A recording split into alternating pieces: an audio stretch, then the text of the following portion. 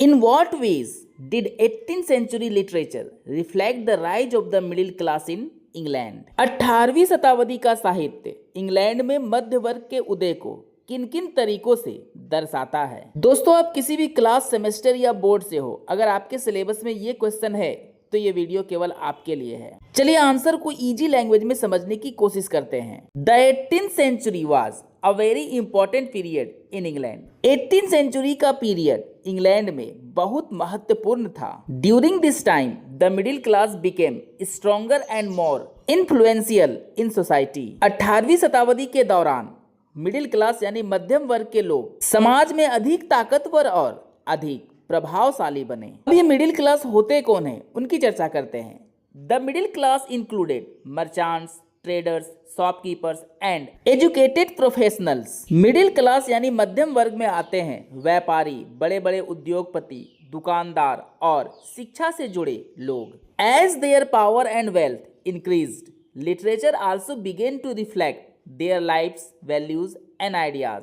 जैसे जैसे middle class लोगों के शक्ति और धन में वृद्धि हो रही थी, वैसे वैसे साहित्य दिखाई देने लगा था उनके जीवन में, उनके गुणों में और उनके विचारों में। मतलब मध्यम वर्ग के लोगों का विकास और साहित्य का विकास दोनों साथ साथ हो रहा था। आई होप दोस्तों आपको पहला पैराग्राफ समझ में आ गया होगा। चलिए आगे डिस्कस करते हैं। First, many writers started focusing on the daily life of ordinary people instead of Kings and nobles. सबसे पहला जो बदलाव हुआ दोस्तों इस पीरियड में वो ये था कि पहले जो राइटर राजाओं और योद्धाओं की तारीफ में लिटरेचर लिखा करते थे, उनके स्थान पर अब वे साधारण लोगों के डेली जीवन के बारे में लिखने लगे। मतलब सीधा सा था, 18वीं शताब्दी के लिटरेचर में साधारण लोगों के जीवन पर अधिक ध्यान दिया गया, राजा महाराजाओं और योद्धाओं के जीवन के स्थान पर। Earlier literature often talked about heroes, royal families और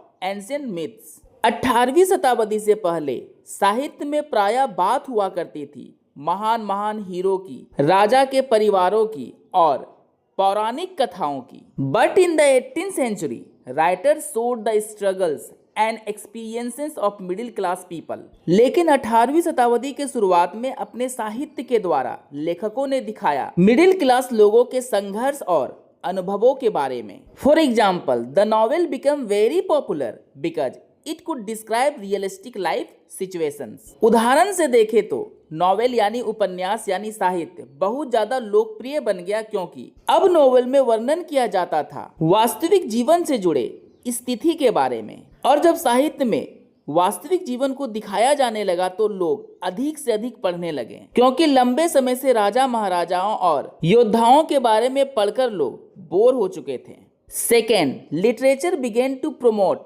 middle class values such as hard work, honesty, discipline and self improvement. दूसरा जो बदलाव हुआ 18th century के लिटरेचर में वो था, अब साहित्य प्रमोट करने लगा, बढ़ा चढ़ाकर दिखाने लगा मिडिल क्लास लोगों के वैल्यूज के बारे में, उनके गुणों और महत्व के बारे में। जैसे मिडिल क्लास लोगों के कठिन परिश्रम, उनकी ईमानदारी, उनका डिसिप्लिन यानी शिष्टाचार और इन लोगों ने खुद कैसे अपना विकास किया, इन सब चीजों को लिटरेचर में दिखाया जाने लगा। Writers believed that a person could improve their life through effort and moral behaviour.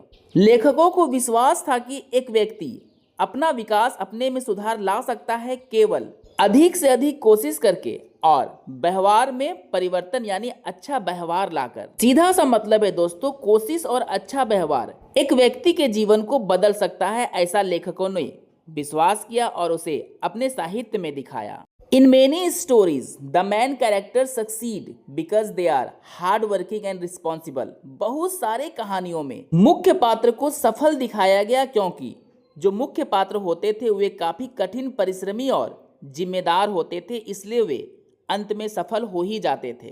Third, the growth of education and reading among the middle class helped literature spread widely. तीसरी महत्वपूर्ण बात थी, मिडिल क्लास लोगों के बीच education का विकास हो रहा था और उनमें पढ़ने का हैबिट का भी विकास हो रहा था, जिसने मदद की साहित्य को बहुत तेजी से फैलाने में। More people could read and buy books, newspapers and magazines. अब अधिक संख्या में लोग पढ़ने लगे पुस्तकें खरीदने लगे, न्यूज़पेपर्स और मैगजीन्स भी खरीदकर पढ़ने लगे क्योंकि उनमें अब पढ़ने की आदत बन चुकी थी। This created a large audience for writers, और पढ़ने की आदत ने मिडिल क्लास के राइटर्स को एक बड़ी संख्या में उनके साहित्य को पढ़ने के लिए ऑडियंस यानी दर्शक दिए। Periodicals such as essays, journals and magazines become very popular because they discussed social issues, manners and everyday life. पत्रिकाएं जैसे एसे, जर्नल्स और मैगजीन्स बहुत ज़्यादा लोकप्रिय होने लगे क्योंकि इन चीज़ों में डिस्कस यानी बातें की जाती थी समाज के समस्याओं के बारे में, व्यवहार के बारे में और रोज़ रोज़ के जीवन में जो समस्याएं होती है उस समस्याओं का समाधान क्या होगा, इन सब बारे में डिस्कस होने लगी पत्रिकाओं में यानी साहित्य में। और दोस्तों, जब ऐसी समस्याओं का समाधान साहित्य को पढ़कर मिलेगा तो लोग क्यों ना उसे पढ़े और समझे और खुद को विकसित करें। Another important feature was the rise of realistic novels. उन तीनों पॉइंट्स के अलावा दूसरा अलग इम्पोर्टेंट यानी महत्वपूर्ण गुण भी था जिसने नॉवेल के वास्तविकता को उजागर करने में सहायता की, क्योंकि उस समय का साहित्य रियल लाइफ पे बेस्ड होता था, मतलब लोगों के वास्तविक जीवन पर आधारित होता था। और दोस्तों, कहानी जब हमारे जीवन से हूबहू मिलता जुलता हो यानी वास्तविक हो तो उसे पढ़ने में ज्यादा ही मजा आने लगता है। Writers like Daniel Defoe and Samuel Richardson wrote stories about common individuals and their moral struggles. Daniel Defoe और सैमुअल रिचर्डसन जैसे लेखकों ने लिखा वैसी कहानियों को जो लोगों के सामान्य जीवन को उजागर करती थी और लोगों के सामान्य निजी व्यवहारों और स्ट्रगल्स यानी संघर्षों को उजागर करती थी, उसे दिखाती थी। मतलब बड़ा सीधा सा है दोस्तों। 18वीं सेंचुरी के लेखक समझ चुके थे कि अब राजाओं, महाराजाओं और महान योद्धाओं की कहानी लोग नहीं पढ़ते हैं, उसमें इंटरेस्ट नहीं लेते हैं।